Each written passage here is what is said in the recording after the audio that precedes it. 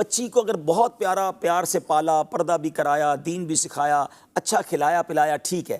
اب جب شادی کی باری آئی تو کیا دیکھا کہ وہ سامنے والے کا گھر کتنا بڑا ہے، گاڑیاں کتنی ہیں، یہ دیکھا کہ اس کا عقیدہ کیا ہے، وہ دیندار کتنا ہے۔ ہم نے ایسا بھی دیکھا اشفاق بھائی، پوری زندگی اپنی بچی کو پردہ کروایا اور شادی کے بعد وہاں جا کے برقعے اتر گیا، کیوں گیا؟ وہ سسرال والے منع کرتے ہیں۔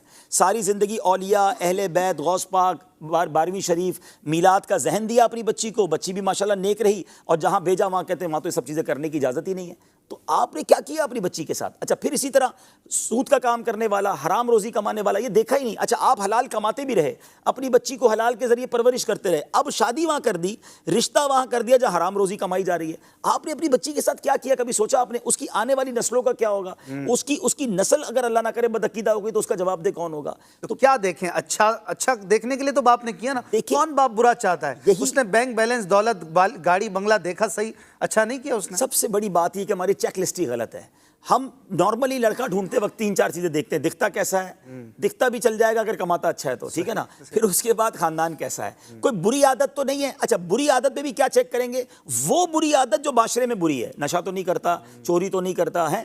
اچھا یہ نہیں سوچیں گے کہ نماز پڑھتا ہے کہ نہیں پڑھتا، کوئی نماز نہ پڑھنے سے زیادہ بری عادت کون سی ہے؟ اچھا حرام کا پیسہ بہت ہے، لیکن یہ پیسہ آتا کدھر سے ہے؟ سود کا کاروبار ہے، رشوت کا کاروبار ہے، نوکری کرتا ہے 50,000 کی، گھر میں گاڑیاں کھڑی ہیں، تو کدھر سے آئے یہ سارے پیسے؟ یہ کوئی سوچتا ہی نہیں ہے۔ تو پہلے چیک لسٹ کیا ہونی چاہیے؟ فرسٹ آف آل، چاہے لڑکی تلاش کریں چاہے لڑکا تلاش کریں، کہ اس کا ایمان اور عقیدہ کیا ہے۔ سب سے مین چیز یہ ہے، عقیدہ ہی کچھ اور ہے، اور ہم اپنے نیا خاندان بننے جا رہا ہے، آنے والی نسلوں کا کیا ہوگا؟ اسی طرح اگر لڑکے مجھے سن رہے ہیں، نوجوان سن رہے ہیں، بڑی پیاری روایت کتابوں میں لکھی نا کہ اپنے ہونے والے بچوں کے لیے اچھی ماں تلاش کرو، یعنی یہ بچوں کا حق ہے جو بعد میں پیدا ہوں گے کہ ان کے لیے اچھی ماں تلاش کریں۔ تو ماں نیک ہو، دیندار ہوگی تو بچے بھی نیک بنیں گے، با پردہ ہو۔ تو لڑکے بھی اپنے لیے اگر تلاش کرتے ہیں، اپنی ماں، اپنی فیملی کو کہتے ہیں، تو پہلے کہیں کہ اس کا عقیدہ، اس کا ایمان چیک کریں، پھر وہ نمازی ہے کہ نہیں، دیندار ہے کہ نہیں۔ دیندار جناب رشتے ملتے نہیں ہیں، اب اتنا اچھا رشتہ آیا تھا، کامل تو کوئی نہیں ہوتا جناب، ہم نے تو بچی دے دی۔ آپ نے انتظار ہی نہیں کیا، اللہ پر بھروسہ ہی نہیں کیا۔ آپ یقین کریں اگر آپ نے صرف اس لیے رشتہ نہیں کیا کہ آپ کو اللہ والا نیک رشتہ چاہیے اور حلال کمانے والا چاہیے، آپ اللہ کی ذات سے امید رکھیں، اللہ غیب سے ایسا رشتہ بھیجے گا۔ اچھا ایک بات میں اور سمجھا دیتا ہوں، بات طویل ہو گئی، کہ مثال کے طور پہ آپ نے بہت مالدار دیکھا اور وہ اللہ کو ناراض کر رہا ہے، کما ایسے رہا ہے کہ اللہ کو ناراض کر رہا ہے، عادت ایسی ہے کہ رب ناراض ہے۔ بچی کو بیایا، کیا ایسا نہیں ہوتا کہ وہ مالدار کنگال ہو جاتا ہے؟ جس سے رب ناراض ہے وہ کبھی بھی برباد ہو جائے گا۔